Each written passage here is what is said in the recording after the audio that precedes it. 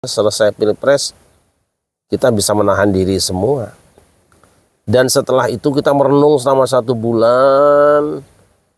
Syawal kita punya tradisi halal bihalal yang dicanangkan oleh Mbah Wahab Hasbullah ya. Kan ya. Sejarahnya begitu ya. Bung Karno mohon petunjuk ini mendamaikan konflik politik bangsa Indonesia, keramaian pemilu, dengan apa Mbah Wahab memunculkan ide halal bihalal ya. Karena kita tahu, ya mohon maaf, bukan sengsara, tapi itu fakta ya. Sekjen PDIP itu kan non muslim, Katolik.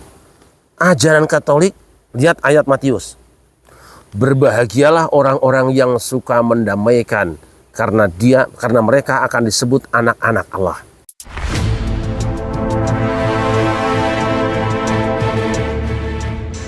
Assalamualaikum warahmatullahi wabarakatuh. Waalaikumsalam warahmatullahi wabarakatuh. Saudara-saudaraku sebangsa setanah air yang saya cintai, saya banggakan, bertemu lagi dengan KP Nusantara.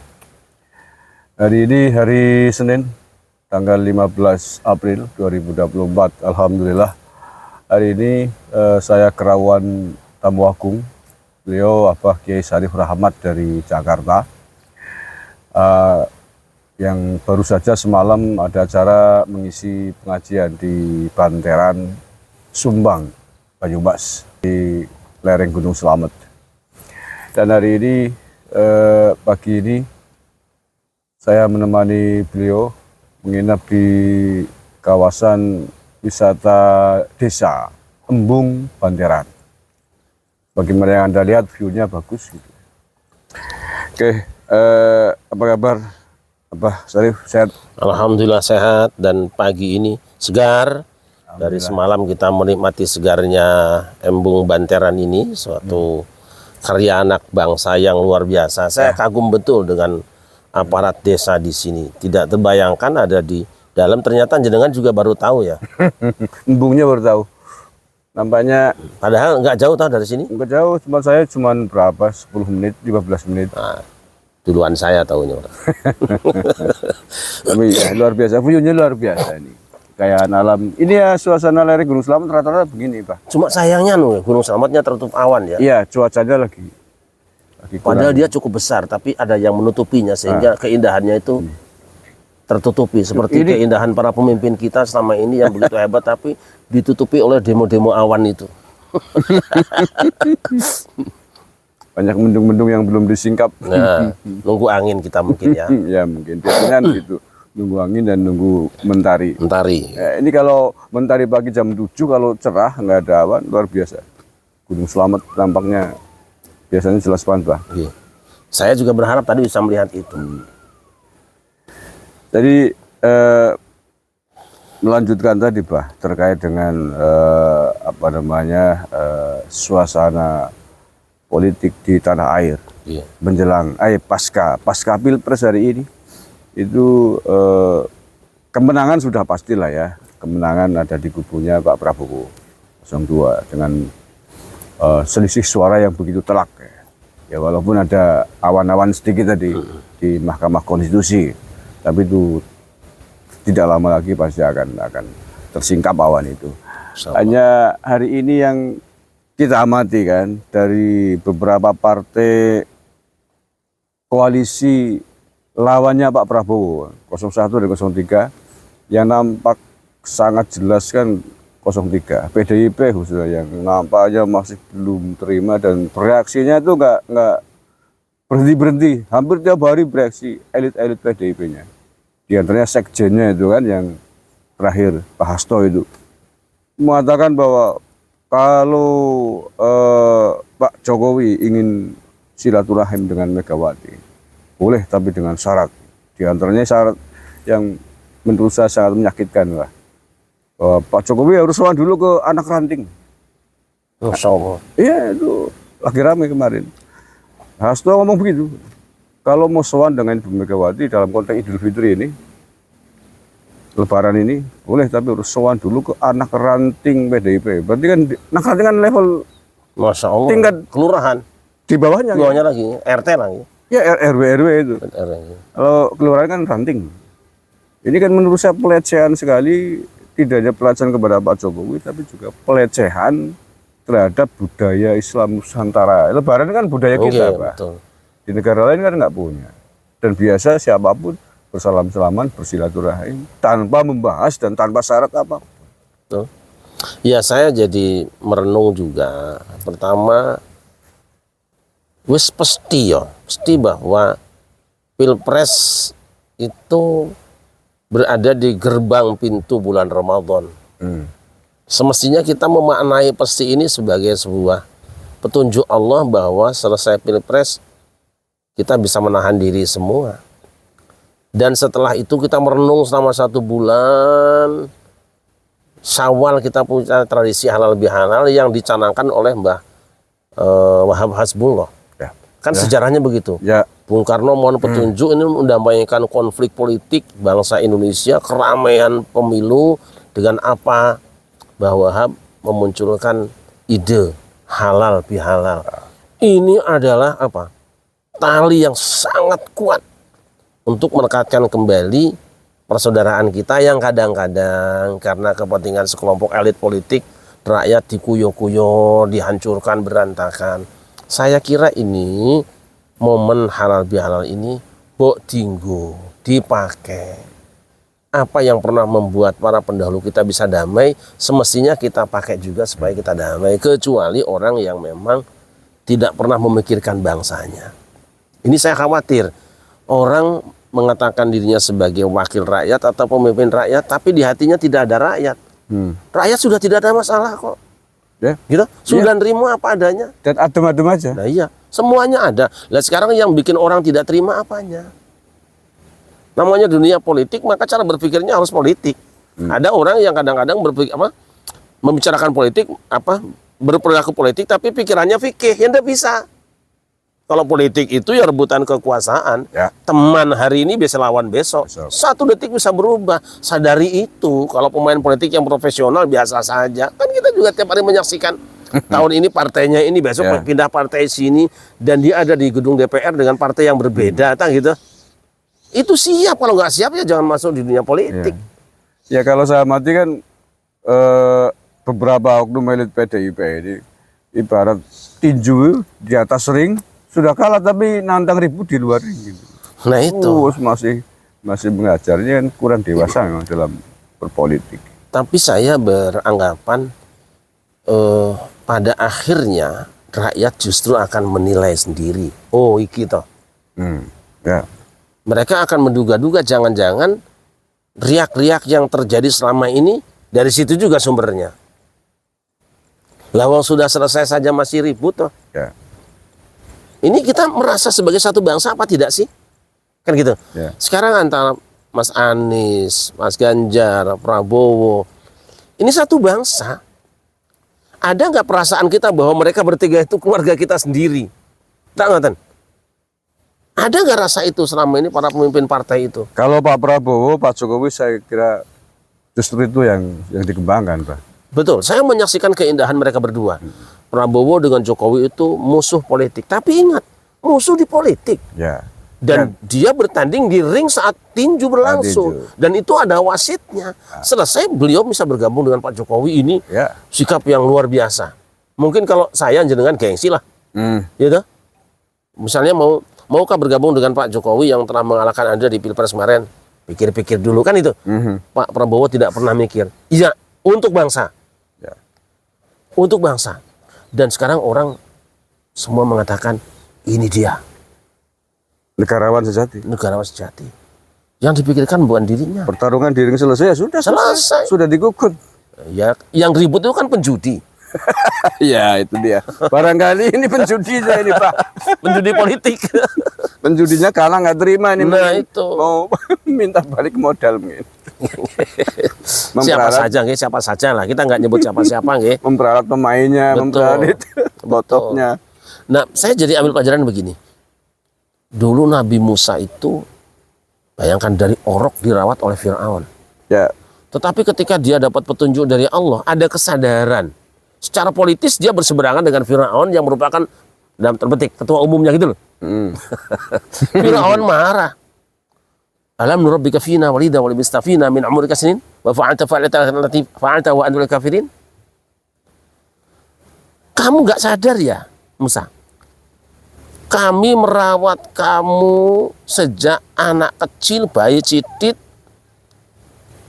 dan kamu tinggal di tengah kami, di partai kami kalau sekarang itu kan satu partai lah, bertahun-tahun lamanya. Sekarang kamu melakukan pembangkangan, keluar dari partaiku, malah bikin partai sendiri lagi. Tapi Musa punya jawaban. Punya jawaban. Fa'altuha idza ana minadh-dhallin. Dulu kulakukan itu, loyalku itu karena memang waktu itu saya belum begitu memahami. Fafarartu minkum lamma khiftukum. Ketika aku mencemaskan perbuatanmu, Firaun, membahayakan rakyat, ya aku keluar demi rakyat. Gitu loh. Ini pelajaran buat siapa saja. Jadi jangan kaget kalau ada orang di satu partai kemudian setelah jadi orang besar keluar partai itu bukan berkhianat. Bukan berkhianat. Dia menemukan sesuatu yang baru yang mungkin kau tidak punya. Gitu loh. Atau mungkin karena dipandang Sebelah mata. Kepentingannya sudah bukan rakyat lagi sehingga ditinggal kan gitu. Nah itu tadi. Apa kata Musa? Fafarartu minkum lamma khiftukum fawahaba li rabbi hukma wa ja'alani minal mursalin wa tilka ni'matun tamunnuha alayya an 'abadta bani Israil. Ini kalimat terakhir. Wa tilka ni'matun tamunnuha an 'abadta bani Israil. Itu kenikmatan yang kau berikan padaku tapi kau memperbudak Bani Israil. 'Abadta bani Israil. Ini kalimat indah banget. Untuk apa aku dimuliakan tapi rakyatku disengsarakan, rakyatku dihinakan. Nah itu yang dia ketemukan. Kayaknya kok agak cocok memperbudak anak buah. NKRI, Negara Kesatuan Rakyat Israel. Kan mereka punya slogan petugas partai. Iya, enggak boleh, tidak ada. Makanya kan karena Pak Jokowi tidak mau menjadi petugas partai, maka mending out mungkin begitu. Betul. Karena presiden kan petugas pelayan rakyat, Nah. seluruh rakyat Indonesia, bukan satu golongan, satu kelompok. Itu bahwa mungkin pada awalnya berangkat dari mana nggih, tapi setelah dia jadi pemimpin, dia kita lepaskan, kita persembahkan ini loh, persembahan dari partai ini untuk negeriku. Relo. Ya. Dia bekerja untuk yang lebih besar lagi. Harusnya bersyukur kita bahwa ada 1-2 partai yang berhasil melahirkan anak yang dimanfaatkan, persis, Bah. dipercaya oleh negeri ini. Bangga kita. Bangga. Seorang ibu saya ini bangga punya anak seperti ini. Pasti orang senegara akan mengatakan, inilah ibu yang melahirkan anaknya yang luar biasa. Anaknya saja jadi presiden, kayak apa hebat ibunya. Gitu loh. Betul, mestinya itu, Pak. Tapi ya tadi lagi-lagi. Makanya yang disalahkan oleh mereka hari ini kan Pak Jokowi pengkhianat. Pak Jokowi tidak tahu terima kasih, sudah dibesarkan. Kan yang dikembangkan begitu. Jadi Yang seolah-olah dikhianati melahirkan apanya kira-kira ya? ya kepentingan politiknya. Karena tidak mau mengikuti apa kata pemilik partai dalam tanda petik. Karena filosofi mereka kan petugas partai. Nah itu dia. Kalimat itu jangan ada. Kita sudah memproduk satu produk, kalau sudah di launching, dijual di toko, sudah biarkan dia laku, kemana berkembang dia berjalan. Toh orang tidak akan lupa, mereknya masih ada kok. Jangan malah mereknya dicopot. Ini barang sudah dinikmati orang, mereknya dicopot. Yang rugi produsennya sendiri. Persis. Nanti diganti merek orang. Betul. Itu kan tadi ibarat penggambaran seorang ibu melahirkan anaknya sukses, bangga itu. Tidak kemudian mentang-mentang kalau kamu nggak ada saya. Ya nggak ada apa-apanya. Atau seorang mahasiswa lulus doktor dari sebuah kampus, ketika sukses kan kampusnya bangga. Nanti dibalik lagi. Bisa hebat kan siapa dulu bapaknya? Gimana coba? Persis. Nah makanya saya ambil pelajaran dari Musa ya. Ibunya Musa itu rela melepaskan anaknya, dihanyutkan di sungai. Tapi karena ada satu keyakinan. Ibu mana sih yang tega? Anak dibuang ke sungai. Tapi Allah sudah janji, aku akan kembalikan tetap kepadamu. Sabar saja. Dia akan jadi orang hebat, jadi utusanku. Akhirnya dia yang melakukan perubahan di negeri itu. Ya. Ibunya mulia, tetap Musa tetap santun, tetap menghormati dia. Tidak kemudian, oh kamu kok. Enggak, dia lepaskan. Nah itulah, jadi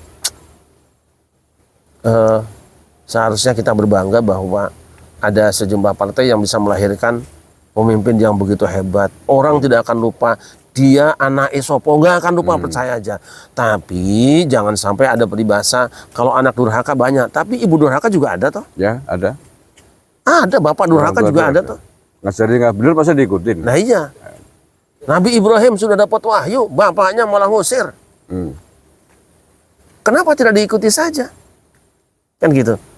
Wah, begitu dapat wahyu Ibrahim, ini harusnya kebanggaan bapak. Hebat anakku ini menjadi orang hebat, langsung berhubungan dengan Tuhan, dapat wahyu. Bes aku sebagai orang tua tak melu dukung karepmu. Ini enggak. Apa kata bapaknya? La illam tantahi la arjumannaka wajurni malia. Kalau kamu tidak berhenti dari programmu itu, ku campakkan kau. Iya kan? Ya. Ya, persis. Makanya dari kebencian itu atau cap durhaka yang mereka lakukan kepada Pak Jokowi, itu hari ini yang saya baca, Pak.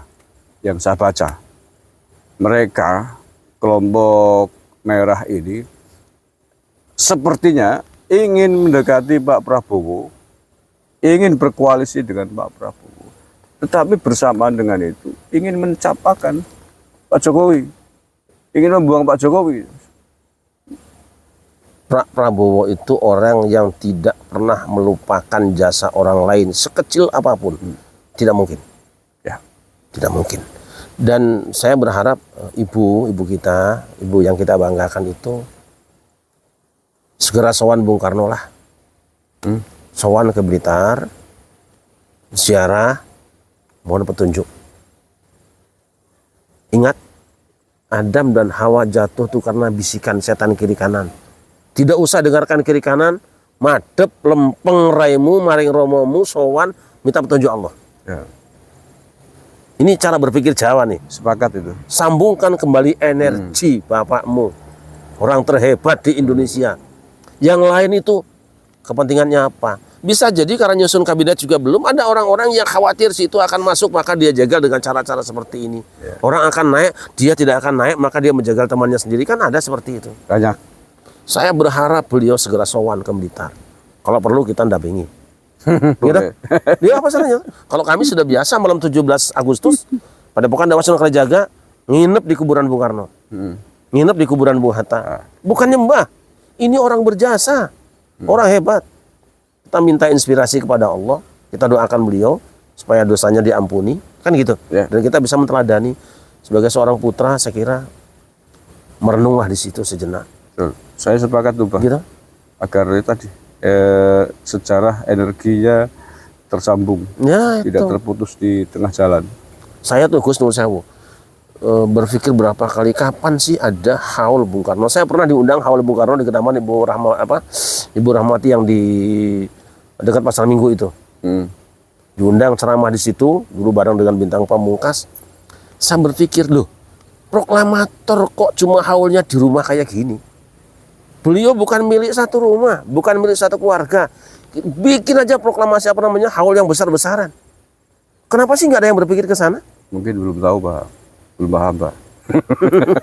Itu kan transfer energi sebetulnya. Nah iya. Ya mungkin dunianya berbeda, Pak. Ini butuh panjenengan mungkin untuk dampingi. Iya, kalau kita ini jadi tukang apa juga mau. Karena apa? Kita bisa sekarang beribadah dengan tenang, bisa pengajian dengan tenang. Itu kan karena ada atas berkat rahmat Allah kan. Itu tadi dudukan keinginan luhur. Atau ya dengan ini menyatakan kemerdekaannya. Kalimat itu tuh. Kalimat itu yang membuat kita sekarang bisa ada semua. Dari mulut mereka berdua itu loh, Soekarno-Hatta itu. Ya.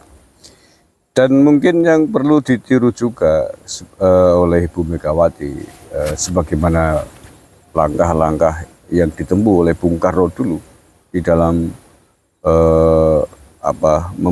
memperjuangkan dan mempertahankan kemerdekaan. Kita semua warga itu paham bahwa Bung Karno sangat dekat dengan tokoh-tokoh founding father, termasuk di antara adalah Mbah Hasyim Asy'ari.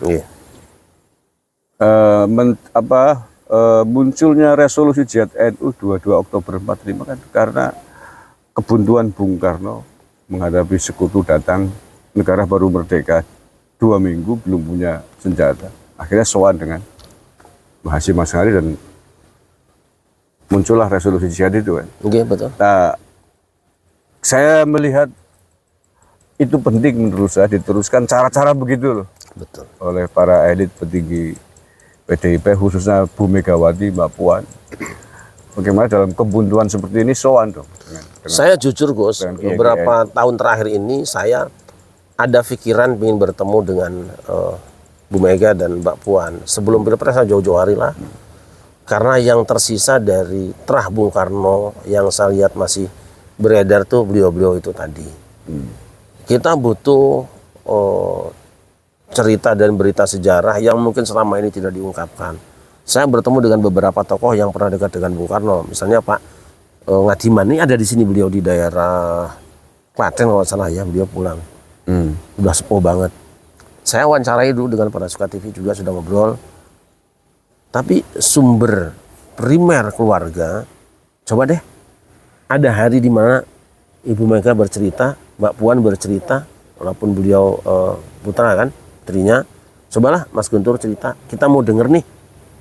Jangan cerita cuma dari orang yang dekat dengan beliau tapi tidak pernah satu kamar dengan beliau misalnya, kan lebih akurat ya. Ayolah, kita tidak tahu umur kita sampai berapa lama lagi, tapi izinkan kami untuk bertanya dan beri waktu kami untuk mendengarkan sepuas-puasnya. Rakyat ini butuh, pasti butuh. Ya sejarah yang diceritakan oleh pelakunya pasti sangat menarik. Nah itu, pahit atau manis ceritakanlah. Pahit jadi pelajaran, manis juga akan kita teruskan. Itu ceritakan apa adanya. Tapi tentu tidak dengan kebencian. Karena namanya perjuangan kan biasa beda pendapat. Beda itu bukan permusuhan. Ya. Gitu. Oke. Terakhir, Bah. Terakhir terkait dengan tadi polemik nafsu-nafsu awan-awan pasca Pilpres bahwa kita tahu Pak Prabowo, Pak Jokowi sebenarnya ingin bersilaturahim, bersedia sekali untuk bertemu dengan tokoh-tokoh politik termasuk dengan Ibu Megawati. Tetapi kita juga tahu, kita melihat setiap hari di media elit-elitnya kanan kirinya kita anggap menghalangi lah, termasuk Hasso tadi dengan mengatakan boleh tapi dengan syarat ini itu bahkan sampai melecehkan. Sebaiknya ini menurut Abah gimana? Sebaiknya sikap yang harus dilakukan baik oleh Pak Jokowi maupun Pak Prabowo melihat itu. Jangan kau kira orang kiri kananmu itu ingin keselamatanmu. Tidak sedikit di antara mereka yang memanfaatkan kedudukanmu. Saya tidak memberikan saran, nggak berani, tidak berani. Saya hanya minta Ibu Mega segera sowan Bung Karno, segera berziarah. Syukur-syukur nanti kalau sempat ketemu dengan ulama-ulama sepuh yang mungkin selama ini masih disimpan oleh Allah. Ada, percaya saja, ada orang-orang yang hatinya tulus untuk negeri tercinta ini. Ada insya Allah. Yang kedua, saya berharap tidak ada persyaratan untuk siapapun minta maaf kepada kita. Karena apa? Quran sudah mengancam. Fa'fu wal ya'fu wal yasfahu. Ala tuhibbuna ay yaghfirallahu lakum. Hendaknya mereka memaafkan dan berlapang dada. Apakah kamu tidak ingin diampuni oleh Allah?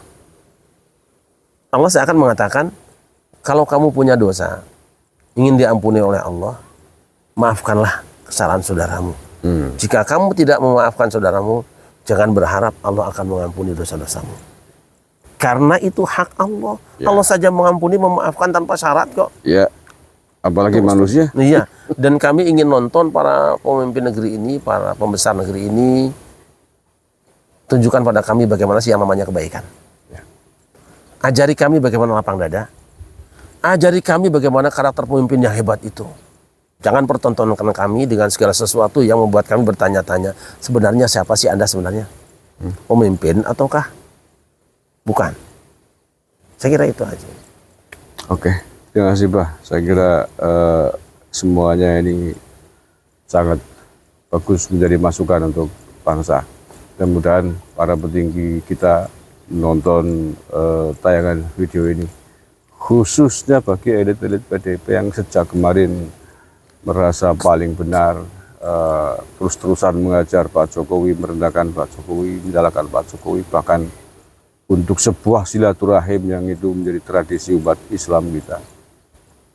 Itu saja dipersulit dengan menggunakan syarat-syarat yang tidak masuk akal dan pelecehan. Sekarang tanya ajaran siapa itu? Itu dulu.